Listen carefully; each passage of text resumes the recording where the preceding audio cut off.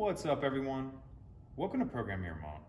Today I'm going to show you how to change the engine air filter on a Chevy Suburban. This is a 2005 model here, but it's going to be the same on all the years of this body style that use the 5.3 motor.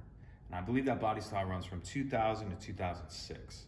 This is also going to be the same on basically all the full-size GM trucks and SUVs of those years that use the 5.3. Tahoe, Yukon, Silverado, Sierra. So let's go ahead and get into it. What we're gonna need to do this is our new air filter, and then we'll need a Phillips or probably even a flathead screwdriver will work. There's 4 screws we need to loosen. I've already got those loosened up. Point them out here, here,